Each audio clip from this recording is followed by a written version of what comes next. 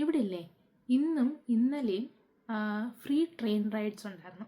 Okay, അതായത് സിഡ്നിയിൽ എവിടെ വേണമെങ്കിലും NSWൻ്റെ കീഴിൽ എവിടെ വേണമെങ്കിലും നമുക്ക് ഫ്രീ ആയിട്ട് ട്രെയിനിലോ മെട്രോയിലോ യാത്ര ചെയ്യാം.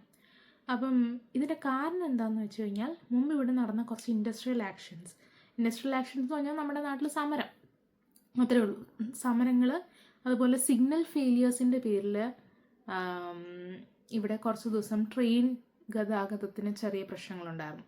അപ്പം ഈ പറഞ്ഞ ബുദ്ധിമുട്ടുകളെല്ലാം കൺസിഡർ ചെയ്തുകൊണ്ട് NSW ഗവൺമെൻറ് കഴിഞ്ഞ ഇന്നലെയും ഇന്നും നാളെ രാവിലെ 6 മണി വരെയും ഫ്രീ ട്രെയിൻ റൈഡ്സ് പ്രൊവൈഡ് ചെയ്യുന്നുണ്ടായിരുന്നു.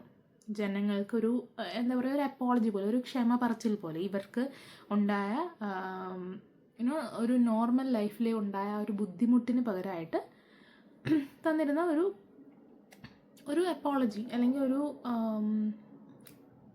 എന്താ പറയുക, അവരുടെ ബുദ്ധിമുട്ടിനെ അക്നോളജ് ചെയ്യുന്ന ഒരു ആക്റ്റായിട്ടാണ് എനിക്ക് പേഴ്സണലി ഫീൽ ചെയ്തിട്ടുള്ളത്. അപ്പം ഈ ഒരു സംഭവത്തിന് തന്നെ രണ്ട് രീതിയിൽ ഒപ്പീനിയൻ പറയുന്ന ആൾക്കാരുണ്ട്. കുറേ പേര് പറയുന്നത് ഇത് PR പരിപാടിയാണ്, എന്തിനും ചുമ്മാ കാണിച്ചു കൂട്ടാൻ വേണ്ടി ചെയ്യുന്നതാണെന്ന് പറയുന്ന ആൾക്കാരുണ്ട്. അതുപോലെ തന്നെ ചിലർ പറയും ഇത് എന്തിനാ കൊണ്ട് എന്താ പറയുക വീക്കെൻഡിലോട്ട് കൊണ്ടുവച്ചിരിക്കുന്നത് എന്തിനാ. കാര്യം നമുക്കിവിടുത്തെ ട്രെയിനിൻ്റെ ഒരു പ്രൈസിങ് സെറ്റപ്പ് എങ്ങനെയാണെന്ന് വെച്ച് കഴിഞ്ഞാൽ ഓരോ വീക്കിന് നമുക്കൊരു ക്യാപ്പുണ്ട്. അപ്പം അത് എത്ര നേരത്തെ മീറ്റ് ചെയ്യുന്നു അതിനുശേഷം നമുക്ക് ആ വീക്കിൽ പൈസ അടയ്ക്കേണ്ട ആവശ്യമില്ല. സോ കുറേ പേർക്ക് ഓൾറെഡി ആ വീക്ക്ലി ക്യാപ്പ് മീറ്റ് ചെയ്തിട്ടുണ്ട്. അപ്പം ഇവരിത് ഈ അവസാനം കൊണ്ട് വെച്ചിട്ട് എന്താ കാര്യം എന്ന് ചോദിക്കുന്ന ആൾക്കാരുണ്ട്. പക്ഷെ വേറെ കുറേ പേര് ഇത് ഏറ്റവും നല്ല രീതിയിൽ ഓക്കെ അറ്റ്ലീസ്റ്റ് ഗവൺമെൻറ് ഇങ്ങനെയെങ്കിലും ചെയ്തല്ലോ എന്ന് പറഞ്ഞത് അതിൻ്റെ പ്രോപ്പറായ രീതിയിൽ യൂസ് ചെയ്യാൻ ശ്രമിക്കുന്ന ആൾക്കാരും ഉണ്ട്. അതിൽ തന്നെ പ്രത്യേകിച്ച് ഇപ്പോൾ ഒരു ബാങ്ക് ഹോളിഡേയും കൂടെ, തിങ്കളാഴ്ച ബാങ്ക് ഹോളിഡേ ആണ് ഇവിടെ. അപ്പം ആ ഒരു ലോങ് വീക്കെൻഡും കൂടെ ചേർത്ത് ഈ ഓഫറും അല്ലെങ്കിൽ ഈ ഒരു ഫ്രീ പീരീഡും ലോങ് വീക്കെൻഡും ചേർത്ത് കുറച്ച് നല്ല രീതിയിൽ യൂസ് ചെയ്യുന്ന കുറച്ച് ആൾക്കാർ നമ്മുടെ ചുറ്റുമുണ്ട്. അപ്പം എന്താണെന്ന് വെച്ചാൽ ഇവിടെ ഈ സംഭവം നടക്കുമ്പോൾ ഞാനിങ്ങനെ നാട്ടിലെ കാര്യം ഓർക്കുമായിരുന്നു. അപ്പം നമ്മുടെ നാട്ടിലെന്ന് പറഞ്ഞു കഴിഞ്ഞാൽ സമരം, സ്ട്രൈക്ക് എന്നൊക്കെ പറഞ്ഞാൽ എന്താ ഉള്ളത്, നമുക്ക് ബന്ധുണ്ട്, ബന്ധം നിരോധിച്ചപ്പോൾ ഹർത്താൽ വന്നു, അതും കഴിഞ്ഞ് നമുക്ക് പണിമുടക്ക് വന്നു. നമുക്കങ്ങനെ നിരോധിക്കേണ്ട കാര്യമില്ല, നിരോധിച്ചാൽ നമ്മൾ അടുത്തത് കൊണ്ടുവരും. അപ്പം അങ്ങനെ പല രീതിയിൽ നമുക്ക് ഇഷ്ടംപോലെ സ്ട്രൈക്സ് ഉണ്ട്. കുഞ്ഞിലെയൊക്കെ സ്കൂളിലൊക്കെ പഠിച്ചുകൊണ്ടിരുന്ന സമയത്ത് ശരിക്കും പറഞ്ഞാൽ സ്ട്രൈക്കൊക്കെ വരുമ്പോൾ ഇന്ന് ബന്ധമുണ്ടോ, അല്ലെ ഹർത്താലുണ്ടോ, നാളെ പരീക്ഷ ആണെങ്കിൽ ഈശ്വരാ ഇന്ന് ഹർത്താൽ ഉണ്ടാവണേ എന്നൊക്കെ പ്രാർത്ഥിച്ചിരുന്ന ടൈമുണ്ട്. പക്ഷേ കുറച്ച് വലുതായി നമ്മൾ സ്വന്തമായിട്ട് ഏൺ ചെയ്യാനൊക്കെ തുടങ്ങി ഇതിൻ്റെ ഒരു ബുദ്ധിമുട്ട് ശരിക്കും മനസ്സിലായി തുടങ്ങിയപ്പോഴാണ് എന്താ പറയുക എന്തൊരു ഗതികെട്ടൊരവസ്ഥയാണതെന്ന് ആലോചിക്കുന്നത്. ശരിക്കും പറഞ്ഞാൽ ആ ഒരു സംഭവത്തിൽ ഈ ഒരു സമരം ചെയ്യുന്ന കാര്യത്തിൽ ഞാൻ ഇവിടെ വന്നിട്ട് ഞാൻ നോക്കുമ്പോൾ കാണുന്നതെന്ന് വെച്ച് കഴിഞ്ഞാൽ ഇപ്പോൾ ഒരു പെർട്ടിക്കുലർ സെക്ടറിൽ പ്രശ്നമുണ്ട്. ഇപ്പോൾ ട്രെയിനിനാണ് പ്രശ്നമെങ്കിൽ അവർ സമരം ചെയ്യുന്നുണ്ട്, ഓക്കെ എന്നും പറഞ്ഞു കഴിഞ്ഞാൽ അതോടെ മറ്റേ ജനജീവിതം കംപ്ലീറ്റ്ലി സ്റ്റക്കല്ല. നിങ്ങൾക്ക് ബസ്സിന് പോകാം, ഊബറിന് പോകാം, വേറെ പലതും ചെയ്യാം. അല്ലെങ്കിൽ ഇപ്പം ഹോസ്പിറ്റലിലാണെങ്കിൽ അവർക്ക് മാത്രമാണ്, ബാക്കിയെല്ലാം അല്ലാതെ ഫുള്ളി മറ്റേ കംപ്ലീറ്റ് ഹോൾട്ട് ചെയ്ത് ലൈഫ് എല്ലാവരും കംപ്ലീറ്റ്ലി ഇന്ന് ജീവിക്കണ്ട എന്നുള്ള രീതിയിലല്ല ഇവിടെ ഇപ്പോൾ ഒരു സ്ട്രൈക്ക് നടത്തുന്നത്. അപ്പം ഞാൻ ആലോചിക്കാം നമ്മുടെ നാട്ടിൽ പക്ഷെ അങ്ങനെ അല്ല. നമ്മുടെ നാട്ടിൽ എന്താണ് ആരെങ്കിലും ഒന്ന് സമരം വിളിച്ചു കഴിഞ്ഞാൽ പിന്നെ ആരും ഒന്നും ചെയ്യണ്ട.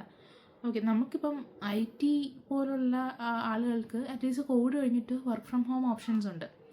അപ്പം ഓക്കെ നമ്മൾ അത്രയ്ക്ക് അഫക്റ്റഡ് അല്ല എന്ന് പറയാം. പക്ഷേ ഞാൻ ഓർക്കുന്നത് ഇപ്പം മറ്റേ ചെറുകിട വ്യവസായവും ഒക്കെ ചെയ്യുന്ന ആൾക്കാരല്ലേ, ദിവസക്കൂലിക്ക് വർക്ക് ചെയ്യുന്നവർ, ഇവർക്കൊക്കെ ഇതിൽ നിന്നുണ്ടാകുന്ന ഇമ്പാക്റ്റ് എത്ര വലുതാണ്. ഇപ്പം ഇങ്ങനെ എന്താ പറയുക നമ്മൾ കുറച്ചും കൂടെ ഒരു ലൈഫ് ശരിക്കും കണ്ടു തുടങ്ങുമ്പോൾ നമുക്ക് തോന്നുന്നതാണ് എന്തൊരു കഷ്ടമാണ് അവരോടൊക്കെ കാണിക്കുന്നത്. അതും 1ഉം 2ഉം ഒന്നും അല്ലല്ലോ, പറയാമല്ലോ. ഇവിടെയൊക്കെ അറ്റ്ലീസ്റ്റ് ഈ വരുന്ന സമരങ്ങളാണെങ്കിലും വല്ലപ്പോഴും വന്നാണ് ഞാൻ കണ്ടിട്ടുള്ളത്. ആൻഡ് ആ ഒരു സമരം വന്നിട്ടുണ്ടെങ്കിലും അതിൽ നിന്ന് ബുദ്ധിമുട്ടുണ്ടായെന്ന് അക്നോളജ് ചെയ്ത് അതിനുവേണ്ടി എന്തെങ്കിലും ഒരു ചെറിയ കാര്യങ്ങളും ചെയ്യാൻ ഇവിടെയുള്ള ഗവൺമെൻറ് ശ്രമിക്കുന്നുണ്ട്. നമ്മുടെ നാട്ടിലെന്താണ് ഇത് വളരെ നോർമലാണ്, അല്ല ഇതൊക്കെ നിങ്ങൾ അനുഭവിച്ചിട്ട് പോയാൽ മതി, ഇതിൻ്റെ അകത്ത് നിങ്ങൾ കൂടുതൽ വിശേഷമൊന്നും പറയണ്ട എന്ന രീതിയിൽ അത് നമ്മളങ്ങ് ഭയങ്കരമായിട്ട് അക്സെപ്റ്റ് ചെയ്യുന്നൊരു രീതിയാണ് നാട്ടിൽ ശരിക്കും. എനിക്ക് എന്നല്ല എല്ലാവർക്കും തോന്നിയിട്ടുണ്ടാവും അത്. പ്രത്യേകിച്ചും ഞാൻ തിരുവനന്തപുരത്തു നിന്നാണ്. അപ്പോൾ ഞങ്ങൾ നമ്മുടെ സെക്രട്ടേറിയറ്റ് MG റോഡ് വഴിയൊക്കെ പോവുകയാണെങ്കിൽ ഏത് ദിവസം നിങ്ങൾ പോയാലും ധർണ, പിക്കറ്റിംഗ്, റാലി അങ്ങനെ ഇങ്ങനെയുള്ള കാര്യങ്ങൾ ഒഴിച്ച്, അതായത് നമ്മൾ റോഡിൽ കൂടെ മര്യാദയ്ക്ക് വണ്ടി ഓടിച്ച് പോകാൻ പറ്റുകയില്ല. നമ്മളെക്കാളും, അതായത് നിങ്ങൾ വണ്ടി ഓടിക്കുകയാണെങ്കിൽ നിങ്ങൾ വേണേൽ ഒതുങ്ങിപ്പോക്കോ, ഞങ്ങൾക്ക് ഇങ്ങനെ പോകാൻ പറ്റുമെന്ന് പറഞ്ഞാൽ അത്രയും കാര്യമായിട്ട് റോഡ് കൈയടക്കി പോകുന്ന ആൾക്കാരെ നമ്മൾ കണ്ടിട്ടുണ്ട്. അപ്പം പറഞ്ഞു വരുന്നത് എന്താണെന്ന് വെച്ചാൽ, ഇങ്ങനെയൊക്കെയാണോ എപ്പോഴും നമ്മൾ പ്രൊട്ടസ്റ്റ് ചെയ്യേണ്ടത്? അതിന് ഇനി ഇതിനകത്ത് വേറെ എന്തെങ്കിലും ബാക്ക്ഗ്രൗണ്ട് ഉണ്ടോ എന്ന് അറിയില്ല. ഈ പറയുന്ന പോലെ നാട്ടിലെ ജനസംഖ്യയുടെ പ്രശ്നമാണോ, അല്ലെങ്കിൽ നമ്മുടെ നാട്ടിൽ ഇങ്ങനെയൊക്കെ ചെയ്താൽ മാത്രം ഇച്ചിരി ഓവറായിട്ട് ചെയ്താലേ ആൾക്കാർ ശ്രദ്ധിക്കുന്നു വെച്ചിട്ടാണോ, അല്ലെങ്കിൽ വേറെ ഒരു വഴിയില്ല? നമുക്ക് കുറച്ചും കൂടെ ക്രിയേറ്റീവായിട്ട് ഇതുപോലുള്ള പ്രൊട്ടസ്റ്റുകൾ കൊണ്ടുവരാൻ പറ്റില്ല? ഇങ്ങനെ എല്ലാവരെയും അടിച്ചമർത്തി, അതായത് ഈവൻ നമ്മൾക്ക് ഈ ഒരു പ്രശ്നമായിട്ട് യാതൊരു ബന്ധവും ഇല്ലെങ്കിലും നമുക്കതുമായിട്ട് ഒരു ഇൻവോൾവ്മെൻറ്റും ഇല്ലെങ്കിൽ പോലും നമ്മളെല്ലാവരും അതിനു വേണ്ടി സഫർ ചെയ്യേണ്ട ആവശ്യമുണ്ടോ ശരിക്കും? അങ്ങനെ ഒരു രീതിയിൽ എല്ലാവരെയും അടിച്ചമർത്തി പ്രൊട്ടസ്റ്റ് ചെയ്യുന്നത് കൊണ്ട് ശരിക്കും ഗുണമാണോ ഉണ്ടാക്കുന്നത്, അതോ നമ്മളൊരുമാതിരി ഒരു പവർ ഷോ ആണോ ചെയ്യുന്നത്? എന്താ നിങ്ങളുടെ അഭിപ്രായം?